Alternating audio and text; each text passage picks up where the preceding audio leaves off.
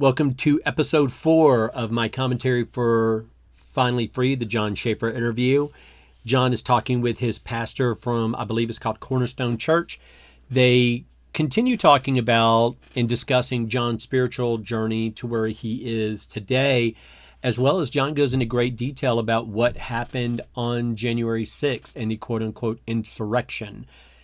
That also turns out his pastor was there, and he talks about a couple of things that he sees. So this is pretty intense. Jon goes into a lot of what he went through, and really it kind of ties back into where he is in his current mindset as his relationship with not only his religious relationship, but the relationship he has with friends and family. So thanks for joining me. Let's get to it. Jon Schaffer, Finally Free. That's yeah. It's different now, and without going through this experience, as bullheaded as I was, I don't know that. And it's funny because you go back and you look at the lyrics and stuff. It's so obvious God was trying to get my attention. Oh, definitely. I mean, definitely. I mean, it's just a trip, man. I can't oh, I did that. No. Yeah. I didn't do that. I know, looking through your lyrics on songs, listening to them, I'm like, oh, this must have been after Jon, I'm like, nope. Then you said, nope, I wasn't saved yet. No. Nope, this is all part of the journey. Really? Because these lyrics right here, you're definitely looking for something. Yeah. Yeah, he grew up in a Christian family. We grew up in a nation full of Christians, where especially Jon and I are 3 or 4 years apart. We grew up in a time where he was probably around 13 or 14. I was probably around 9 or 10 when Ronald Reagan comes into office with the religious right, the moral majority. And my God, what the left are right now pushing LGBT and BLM and all this BS, back in the 80s, that was the right. Trying to push prayer back in school, pushing religion on everything, the satanic panic, going after albums, going after everything was. The right had so much power that it cannot help but influence what you were writing. It influenced his writing. It influenced my writing. You find good stories and bad stories in the Bible. You find good stories and bad stories in life. So yeah, when Jon has biblical epiphanies in his lyrics, yeah, it is not because Christ was speaking through him. It is because it was such a huge part of the environment. If you're not Gen X, if you didn't grow up where you were a kid in the 70s and you went in through your teens in the 80s and your adulthood in the 90s, it's hard to explain to somebody the stranglehold that the right had for 12 years. 12 years.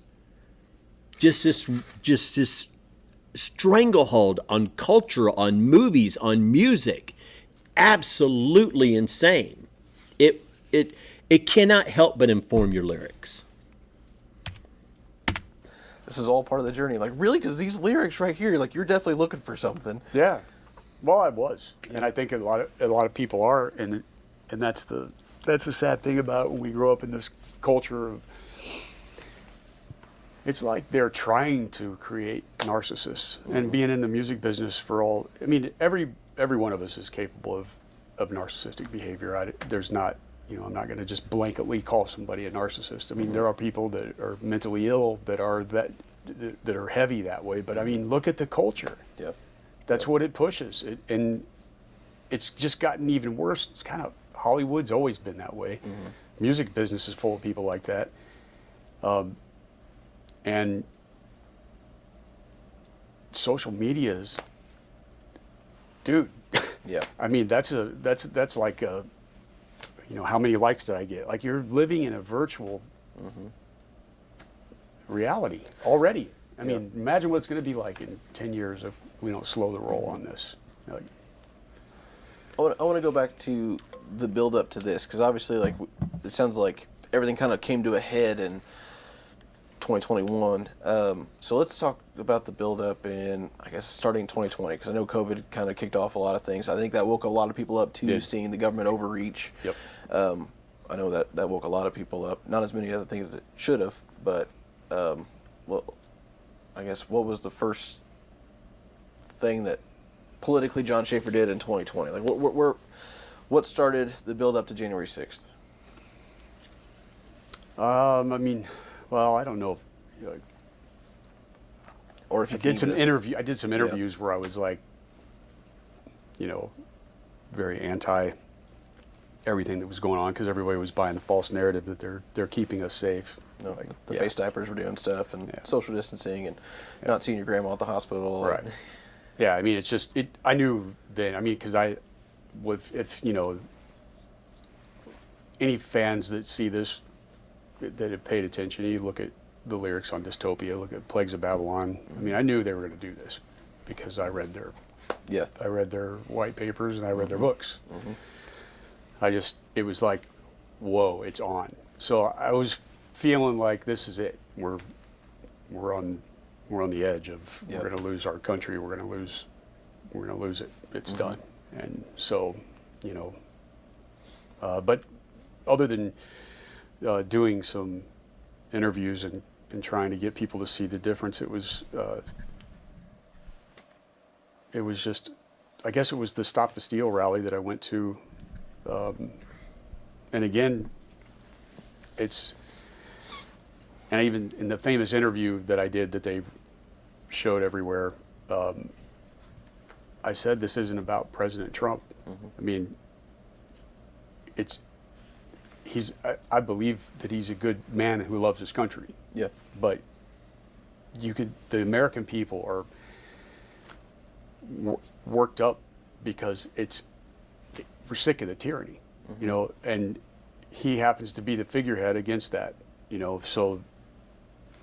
But for me, I would have been just as pissed off if they stole the election from the Democrats, because that means that's the end of our republic. Which No, I don't think has been hijacked for a very long time. We don't need to go down that rabbit hole, but I mean that's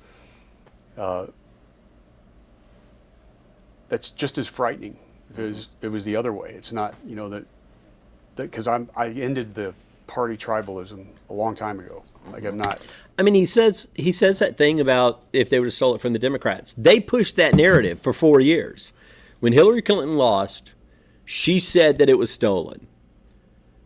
And they ran with it. They pretend they didn't, because they're doing that right now. They're saying that Pelosi says, just because I think it was hijacked doesn't mean I don't believe that that I don't accept the results. No, you don't accept the results because you believe it was hijacked. You can't help but accept it, if you want to put it that way, because nothing's going to change. They said that for 4 years. Well, if John truly believed, I'd have felt this way if it would have happened to the left. Well, then he would have been out there, he would have been shouting it from the rooftops that, hey, my God, they stole the election from Hillary. There's just as much evidence for the steal of Hillary as there was for the steal from Trump.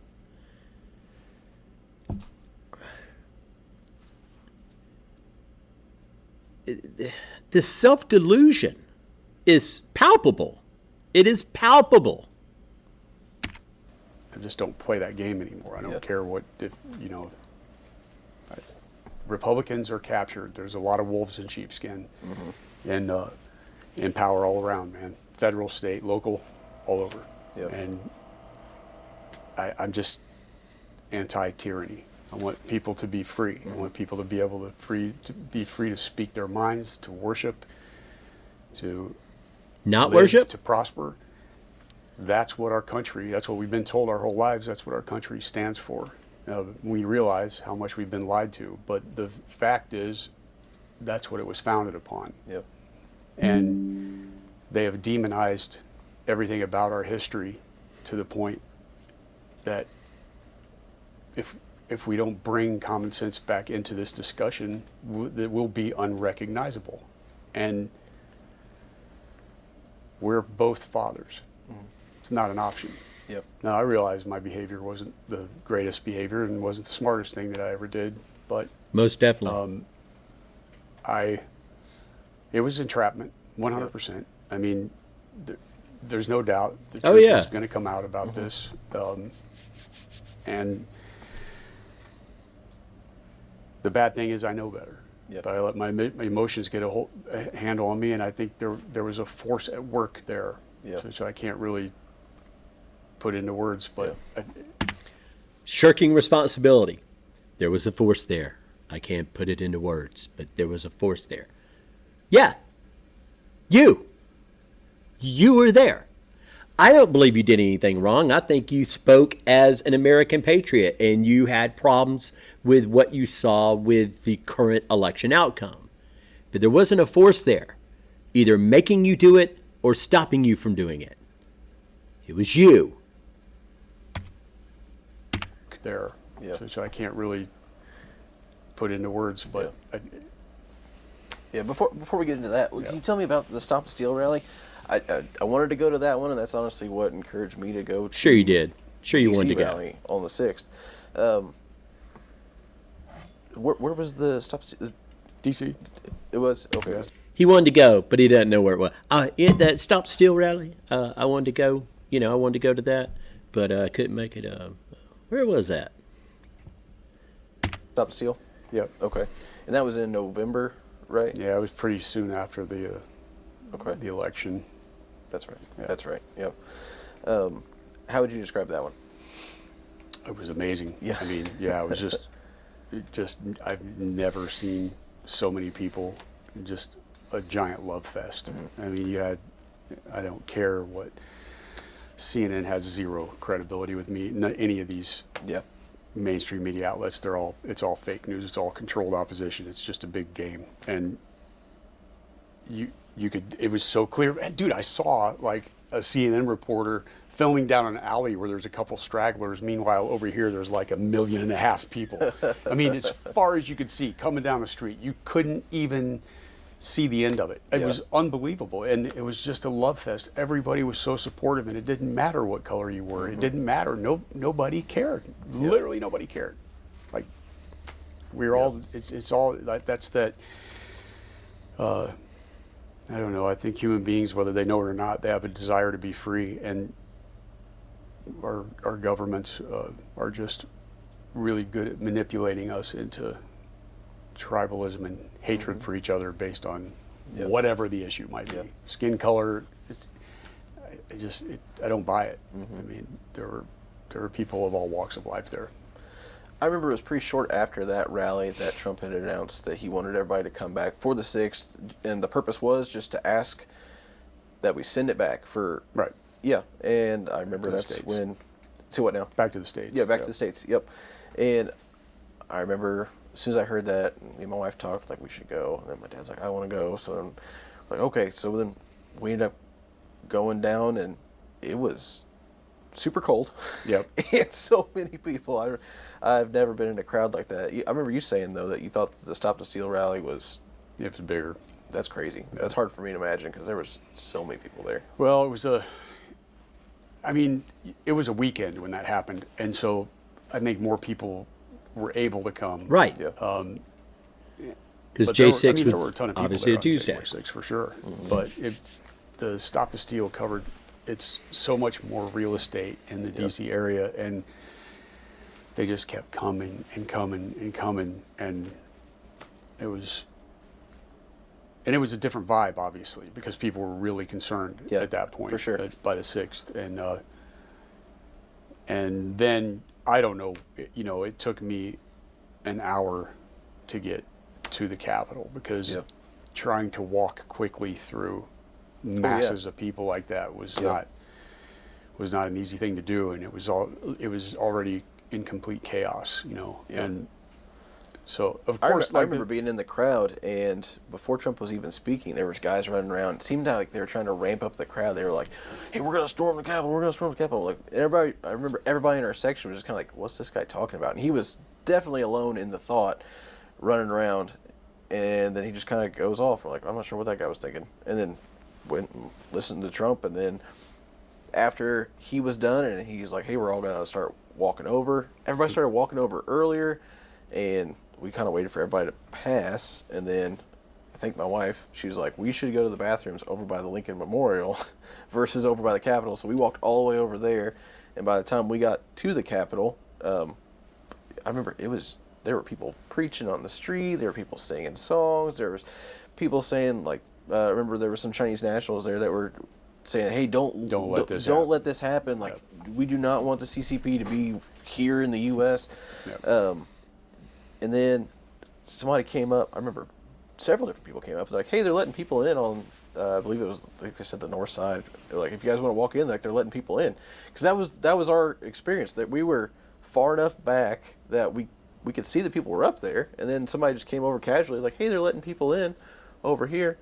And once again, I think my wife that was there, and we looked over there like, man, it looks kind of crowded. And I'm like, yeah, I don't want to deal with that crowd. So we didn't. We just stayed back on the lawn. Yeah, it's good. Yeah, that's good. Yeah. As we found out, that was a great decision. So back to you. I know you said it took. I know it's a long walk. My goodness, it looks a lot. Well, it was like only a mile, but which normally I could knock that out pretty quick. But it was just packed, so you couldn't have there were people all around you and moving at different paces, and some very unfit people moving at really slow paces. Like I'd say a lot of those, and so yeah, it was. But it was already chaos when I got there, and I just went kind of in a straight line, and there's the whole fake story of the Oath Keepers thing. I mean, yes, I signed up to be a supporter of Oath Keepers when it first started, and I don't even remember what year that was. I'd say it was like 9, 10, 11. I don't know when they started, but it was right at the beginning. I saw an interview with Stewart, and I was just like, yeah, I mean, who wouldn't want elected officials and first responders and military to take their oath seriously? Like, why is that a bad thing? It didn't seem like a radical idea. Yeah, I mean, so I sent whatever the money was. I don't even remember the cost. It was $800 or $900, and it was like you get the ultimate swag and the lifetime membership and whatever. So, I mean, and that came with the infamous hat, right? Yes. So that was the founding member hat. Right. Yeah. And I guess technically I am, because I sent them money, and I was probably one of the first, because I was super excited when I heard about it, because I realized even at that time, like, we're in serious trouble. Yeah. I mean, had been awake for a while. So, anyway, they created the whole narrative. I didn't have any information on Oath Keepers, and I'm not even sure that those guys broke any laws. But the only person I identified was the cop that opened the door.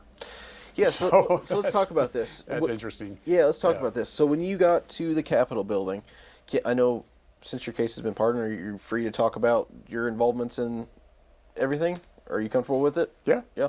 All right, so you get to the Capitol building. Just kind of walk me through. I learned best knowing about something from the beginning to the middle all the way to the end, so if you could just kind of walk me through. Well, it was sort of like an energy flow going that way, but it was obviously a lot of chaos already going on. I mean, I think from what I heard, is that people started before Trump was even done speaking, heading over there and stirring up trouble. And so I don't know how many of those people would be, agent provocateurs. Yeah. Well, we come to find out there was, around 20 sort of incognito FBI agents. And if what he says is true, there's no reason to believe it's not, that he was there and saw a guy saying, hey, we're going to storm the courthouse. That word, storm. Who knows?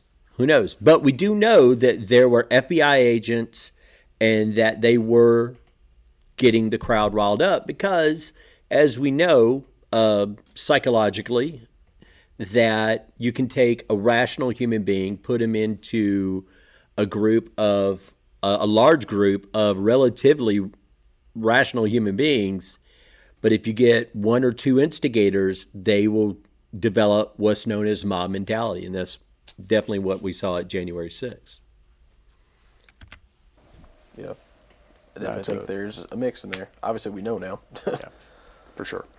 So, but I was like going in and went up the stairs and not going in the building at that point. Yeah. I don't know if I didn't see any entrances being breached. I didn't see any of that. Yep. So I don't know where that took place. I just saw the same videos that other people have.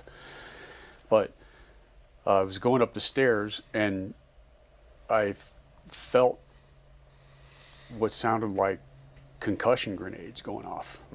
It was loud. Whoa. It sounded like it was within the building. And then tear gas canisters were blowing up over the top of us, and these girls were coming down the stairs. They were probably 50 feet apart, crying. Same thing. Tear gas. Okay. They're destroying stuff up there. That's not what this is about. So I'm like getting more charged up. Like, what's going on? It sounds like I didn't know what was going on. Like I did not expect that patriots were setting off flashbangs or concussion grenades or whatever I was hearing. Yeah. It doesn't make sense because that's not what the movement's about. It's not a violent movement. You could see that. You could see that amongst it. It's a very family oriented movement. I would say that most of the people are they're just freedom loving. Probably a lot of Christians and a lot of good-hearted Americans. Regardless of race, Patriots, creed, nobody cares. They're patriots. And so like destroying property, that's not what we do. That's not a thing. So it became more and more alarming as I was getting higher up the stairs, and there were people on the scaffolds, and a lot of stuff was being said and yelled, and people were yelling, and I saw guys coming down that had been sprayed, which is kind of a weird thing to see when you see it for the first time, because it takes a second for you to realize, and then of course I found out. But they can't see. Yeah. But they look normal when you're looking at them. Yeah. But then you see that they can't see because they've been tear gassed or sprayed, pepper sprayed or whatever chemical irritant. And so I just went up. I don't even know if I had a model of the Capitol, if I could tell you where I was, but there were scaffolds right next to the stairway that I was going up, and there was a deck up there. I don't know if that's the right. It's permanent. It's part of the Capitol. Yeah. But it looks like it would be a place that maybe they do photographs or something. There's not the doorway that I went in. There was no handles on the doorway. These were doors that I'm certain are very secure. I saw the police officer. He was masked up, but I still identified him. I recognized him. Communicating. I saw him through the glass. He's on the other side of the door, right? Yeah, it was through the glass. Okay. He's on the other side of the door. The door's not opened at this point. And he was looking up at the camera, communicating. And I'm assuming that he was telling Central Command there to unlock those doors. Because So one of those like, hey. Yeah, because those doors, I can almost guarantee, are magnetically sealed. Oh, I'm sure, yeah. Most definitely. I mean, it's the capital of the United States. Like, Yeah. it's not going to be, you're not going to be able to just like Jimmy the Lock. take a hammer and break a window and reach around and grab it, and there was no handles on the exterior anyway, so it had, I saw him do it. So It had to be open from the inside. So, or at least maybe they weren't mechanically open, but they were, Unlocked.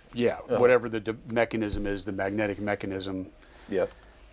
I don't know if you know this, and this has been widely distributed. This is not a conspiracy. This has actually been proven that there was.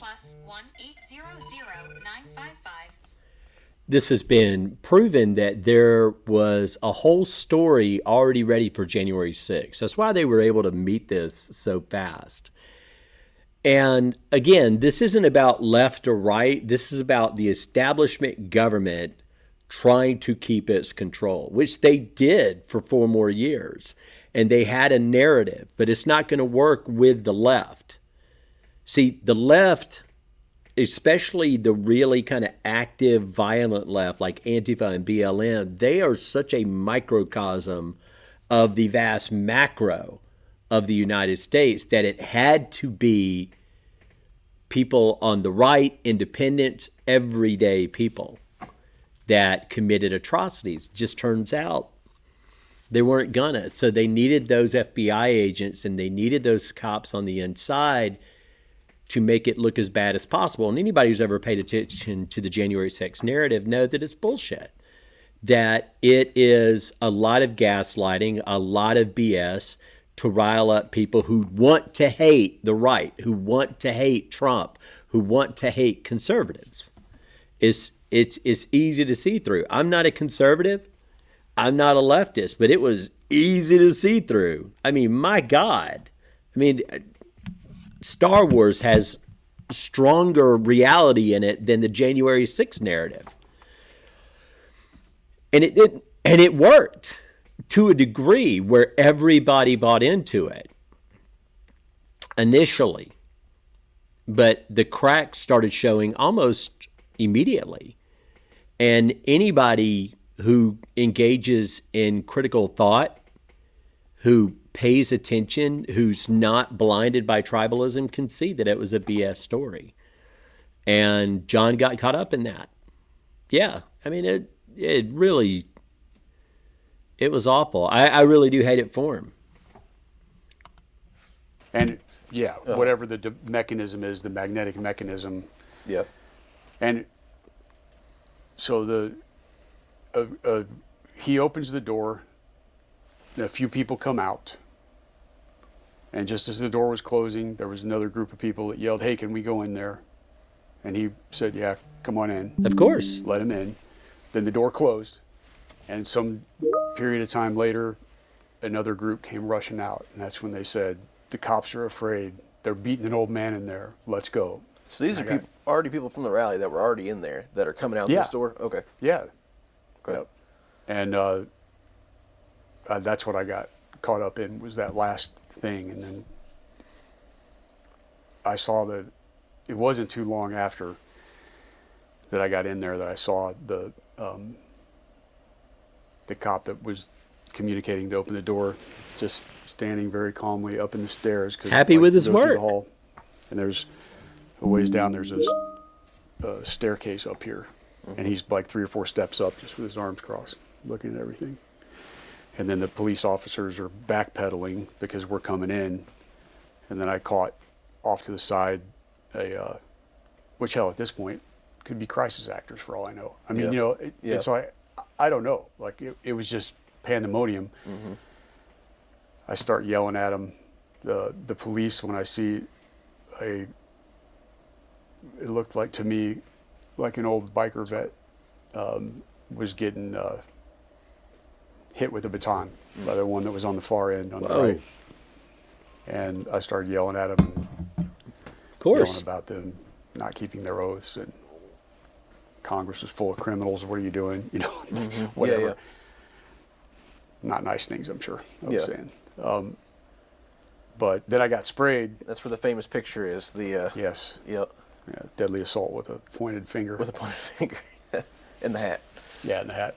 And the bear spray, which was obviously, and the tactical vest. Okay, yeah, let's talk about that. Yeah. Both those things are defensive, by the way. Yeah.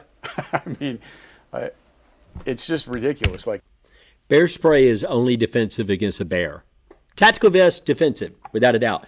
Bear spray is only defensive against a bear. But it is offensive if you use it and you target somebody and you spray them with it. That's like saying pepper spray is only a defensive weapon. No, it can be used as an offensive weapon. So that's a ridiculous statement to shirk responsibility. Like the narrative. And so the more that it went on and the way it carried on even after I was released I'm just like, I mean, you're talking about the most armed citizenry on the face of the planet. Mm-hmm. Insurrection. Yep. Somehow all those insurrectionists forgot their ARs at home and their handguns and everything. But the narrative was written. the narrative was written, and even though it didn't blow up the way the left and those in power wanted it to, they ran with it, and the people who wanted to believe, they locked onto it like gospel. Yeah, it's almost like that was never the intention. All right, so you're up front. You're in that. Almost got their ARs at home and their handguns and everything. It's almost like they didn't want to do anything like that. Yeah, it's almost like that was never the intention. All right, so you're up front. You're in that line. Yep. You point your finger. You yell some stuff because you're mad. And then, from what I remember from the paperwork, it looks like you're in there less than 10 minutes. Yeah, and if I would have been able to see, I would have left sooner. Yeah. But I was hugging a wall for a while because I was blinded by whatever. And actually, I felt like the Joker because my face was like frozen. Yes, it doesn't feel good, does it? It was brutal, man. Yeah. It was like it just, boom. There was nothing I could do. So I know I'm hugging a wall. I mean, I know that much. And then at some point, I could see a little bit of light, and I figured that was the doors. That's the way out. And I stumbled somehow, got down the steps because I couldn't see anything. Yeah. Not anything clearly. And I heard a female voice say, "Do you need water?" And I was like, "Yes, please." And I just started pouring up water over my eyes, and I don't know how much time passed, but as soon as I could see, I was out of there. Yep. Just went back to my hotel and took a shower to get the chemicals off, and that's then I heard there was a curfew. I wanted to get some sleep before driving all the way back to Indiana, and so slept for a few hours, got up and got out of there, and then I was shocked by the reaction actually of the people freaking out so hard. I didn't think it was that big of a deal. I mean, I really didn't. I didn't know. I didn't see any of the. I did actually when I was up there. I did see some clowns up on scaffolding. It looked like when you have the kind of a plank where you're going to paint that they would hang down from the building. There was a guy up on one of those who was all masked up. I'm sure not America First. Yeah. Trying to break a window. Probably came from Portland or something. Good chance. Good chance. Or down the street at the Hoover Building. Probably got paid from USAID. Who knows? Mm-hmm. But so anyway, that's about the height of it. And after witnessing what we'd seen all summer long with them burning down American cities and piling up, putting pallets out on the streets of blocks and stuff to smash windows, I'm like, they're really going to freak out over this? Yeah. Yeah. But Wrong party. it's just as it went on, and then I find out pretty quickly that I'm on the most wanted list for the FBI, and I found my attorney through the friend of a friend, and he reached out to them, and eventually he said, "You got to self-surrender." So I did. Okay. And